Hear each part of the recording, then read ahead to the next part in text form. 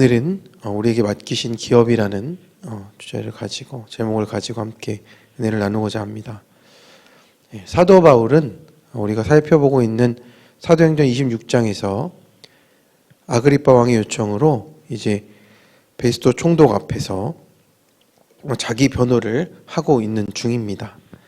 그런데 바울은 자기 변호에만 급급한 게 아니고 그 자리에서 주님을 증언하는 그런 기회로 또 삼고 있습니다. 이제 사도 바울이 이제 회심한 사건이 9장에 나오고 또 자기 말로 설명한 것이 22장에 한 번 더 나오고요. 또 오늘 여기 26장에서 이제 한 번 더 나옵니다. 그래서 이제 바울은 나사렛 예수를 따르는 무리들이 이단이라는 확신을 가지고 이제 그들을 잡아서 또 가두고 또 죽이는 것에 아주 열심을 내었습니다. 그래서 7 집사 중인 한 명인 스데반이 설교를 한 후에 그를 죽이는데도 앞장섰던 것을 볼 수가 있었고, 또 그런 사람들이 죽어야 마땅하다고 생각했던 것을 우리가 잘 알고 있습니다. 또 사도 바울은 심지어 예루살렘에서 200km 이상 떨어진 다메섹까지도 이제 그리스도인을 잡으러 갔는데 그들을 가서 체포할 수 있는 권한을 받아가지고 이제 200km 이상 떨어진 이제 다메섹까지 잡으러 가게 됩니다. 그래서 얼마나 열심히 있습니까? 남들은 하지 않고 누가 시킨 것도 아닌데 이렇게 열심을 가지고 그 일을 했던 사람입니다.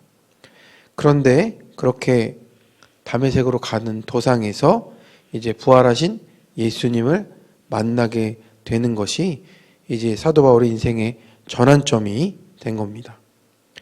그래서 이제 이 바울이 같은 이야기를 한 번 더 이제 아그리빠 앞에서 하는 이유는 당시에 기적적으로 초자연적인 일이 일어났다라는 것을 설명하는 게 목적이 아닙니다. 이제 바울이 땅에 엎드려지게 됐는데 왜 엎드리게 됐는지, 또 다른 사람들도 쓰러지게 된 것인지, 이런 거에 초점이 있는 게 아닙니다. 그 핵심이 무엇입니까? 바로 주님께서 또 사도 바울을 부르셨다라는 것에 이 26장의 간증의 핵심이 담겨 있습니다. 이제 바울이 사도로서의 사명을 어떻게 주님께로부터 받게 되었는지를 설명하는 것이 이 26장의 간증의 핵심이라는 겁니다. 그래서 이제 14절에서 회심 전에 청년 사울이 기독교인들을 핍박한 것이 나를 박해하는 것이라는 그런 하늘의 음성을 듣게 됩니다. 그래서 15절에 도대체 누구십니까? 라고 이렇게 물으니 예수님께서는 나는 내가 박해하는 예수다 라고 이렇게 하늘의 음성을 들려주고 계신 겁니다. 그래서 사도 바울은 이제 그 기독교인들을 핍박한 것이 내가 열심히 섬기려던 하나님을 핍박한 것이라는 것을 이제 깨닫게 되었습니다. 그렇다면 결국 이제 그리스도인들은 나사렛 도당 이단이 아니고 이제 예수님의 제자들이고 또 하나님의 일을 행하시는데 쓰시는 사람들이었다는 것을 이제 깨닫게 된 겁니다. 그래서 바울은 그 자리에 있는 유대 종교 지도자들을 향해서 지금 당신들에게 고발당해서 옥살이하고 있는 나 바울이 누구냐? 바로 성자 하나님이신 예수님께서 이런 사명을 주신 하나님의 종이고 보냄을 받은 사람이라고 이제 밝히고 있는 겁니다.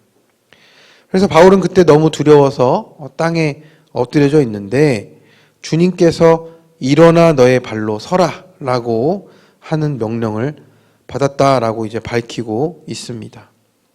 그래서 여기서 일어나 너의 발로 서라 라는 말은 이제 구약을 잘 읽은 사람이면 잘 알 수 있습니다. 이게 누구를 부를 때 하시는 말이냐면 에스겔을 부를 때 하신 말씀입니다. 이제 엎어져 있지 말고 일어나서 들어라. 그리고 일어나서 너의 발로 서라 라고 하는 것이 이제 똑같은 표현으로 사도 바울에게 하셨다라는 것을 이제 유대 종교 지도자들 앞에서 밝히고 있는 겁니다. 그러니까 이제 구약에서 하나님의 에스겔을 불렀던 것처럼 이제 사도 바울을 그렇게 하나님께서 부르셨다라는 것을 이제 증거하고 있는 겁니다. 우리가 보통 소명과 이 사명을 구분 없이 쓰기도 하는데, 사실 소명은 하나님의 부르심이고, 이제 사명은 그 삶에서 이루어야 되는 목적이라는 겁니다. 그래서 소명은 반드시 사명을 동반하는 것으로 우리가 이해하면 됩니다. 근데 부르셨는데 사명을 안 줬다. 그거는 그런 경우는 없습니다. 그래서 이제 바울에게 주신 사명이 뭔가 보면 예수님을 본 것과 또 나타나서 보이시고 명하신 일들을 증언하는 증인이 되라 라는 그 사명으로 이제 나아가게 하신다라는 겁니다. 성도님들, 그렇다면 우리는 어떻습니까? 네, 앞에 서 있는 이제 목회자만 사명을 받은 거고, 우리는 사명이 없다. 이 말은 맞을까요? 평신도는 사명이 없다. 근데 그건 아닙니다. 하나님이 각자 부르셔서 그 부르심에 맞게 또 내 삶에서 이루어가야 하는 하나님의 또 뜻이 있고 계획이 있다라는 겁니다. 그래서 예수님을 우리가 믿는 목적이 무엇이냐? 천국에 가는 거죠? 아멘이시죠? 근데 그거는 어떻게 보면 반쪽입니다. 왜냐하면 우리는 아직 살고 있지 않습니까? 죽지 않고 우리가 지금 살아있는데, 우리가 천당 가는 것만 목적이면 바로 천당에 가면 되죠. 근데 그게 아니라 우리를 여기 남겨두시고 살게 하시는 이유는 우리가 이 땅에서 천국을 살아라. 그리고 하나님께서 맡기신 일을 감당하는 것에 그 뜻이 있다라는 겁니다. 그래서 우리를 부르셔서 하나님 자녀 삼으시고 우리 예수님의 제자로 만드시는 목적은 이 땅에 사는 동안 부르심 가운데 우리의 사명이 있다라는 겁니다. 그래서 우리가 그것을 모르고 살아간다면 절반을 모르고 살아가는 것이니 얼마나 부족한 삶이 되겠습니까?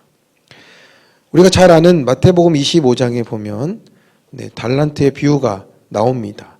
거기선 3명의 종이 나오죠. 그래서 주님이 한 종에게는 5달란트, 그 다음 종에게는 2달란트, 다른 종에게는 1달란트를 주고 길을 떠납니다. 그건 차별은 아니고 각자 능력에 맞게 준 것인데, 이제 오랜 시간이 지나서 주인이 돌아왔습니다. 그래서 각각의 달란트를 받은 종들은 이제 5달란트, 2달란트 받은 종들은 열심히 일을 해서 2배로 이익을 남겼고, 1달란트 받은 종은 우리가 잘 알다시피 땅에 숨겨놓고 있다가 도로 가져왔습니다 라고 이렇게 그 변명을 하는 겁니다. 주인은 무엇을 주고 간 겁니까? 사명을 주고 간 겁니다. 이것을 맡기니 이것을 위해서 한번 일을 해봐라 라고 말한 겁니다. 만약 이 달란트 받은 종들이 열심히 일을 하다가 좀 손해를 봤다. 그래도 이 주인이 어떻게 했겠습니까? 너는 손해를 봤으니 넌 당장 나가라 이렇게 한 게 아니라, 내가 나를 위해서 열심히 그래도 일했으니 나는 기쁘다라고 했어요. 주인입니다. 그런데 한 개 받은 종은 무엇을 했습니까?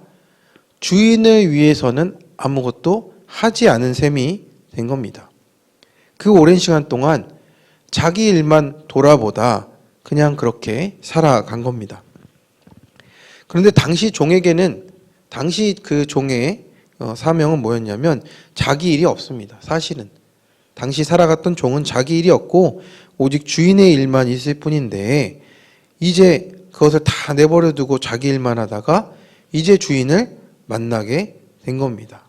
그래서 그 종에 대한 평가는 무엇입니까? 악하고 게으른 종이 된 겁니다. 종으로서 해야 될 일을 하나도 아직 하지 않은 겁니다. 성도님들, 우리도 언젠가 하나님 앞에 서게 되는데 둘 중 하나입니다. 착하고 신실한 종이 되든지 아니면 악하고 게으른 종이 되든지.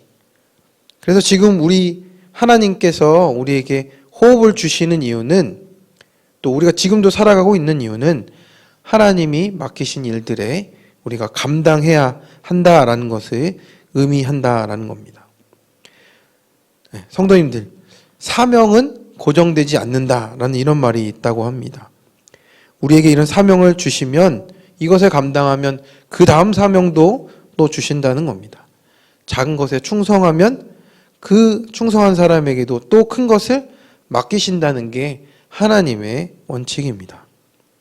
그래서 상관없이 묻어두고 가서 내가 할 일대로 하고 살고 하나님은 아무것도 안 해도 모든 것을 얻으신다라고만 생각하면 우리는 악하고 게으른 종일 뿐입니다. 그렇다면 우리에게 맡기신 사명은 무엇입니까? 20절과 22절을 잠깐 함께 읽어보겠습니다. 먼저 다메섹과 예루살렘에 있는 사람과 유대 온 땅과 이방인에게까지 회개하고 하나님께로 돌아와서 회개에 합당한 일을 하라 전함으로. 22절입니다. 하나님의 도우심을 받아 내가 오늘까지 서서 높고 낮은 사람 앞에서 증언하는 것은 선지자들과 모세가 반드시 되리라고 말한 것밖에 없으니. 그렇습니다. 네, 성도님들, 우리가 예수님을 믿음으로 업으로 삼고 해야 할 게 있다라고 하는 겁니다. 네, 여기서 기업은 어떤 사업, 컴퍼니 이런 걸 얘기하는 게 아니라 우리가 하면서 살아가야 될 일이 있다라고 말하는 것입니다.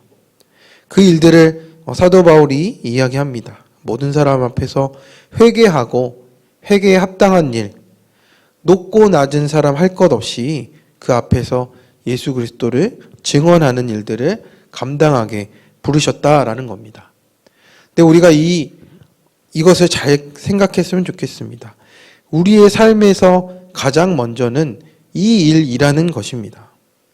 그러니까 우리가 하고 있는 우리가 맡고 있는 비즈니스나 어떤 우리 세상의 일들도 있지만 우리의 영혼에 가장 먼저 된 일은 가깝고 먼 모든 사람들 앞에서 우리가 회개하는 삶으로 또 증언하는 삶으로 우리가 나아가야 한다라는 겁니다.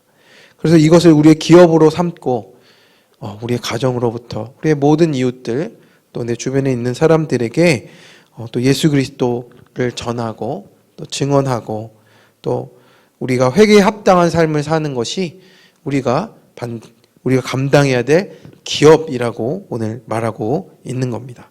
그래서 우리도 오늘 이 말씀 앞에서 또 오늘 하루 또 우리의 모든 삶 가운데 그 기업을 이루어가시며 사는 착하고 신실한 종 되시는 우리 모든 시흥의 성도님들 되시길 간절히 축원합니다.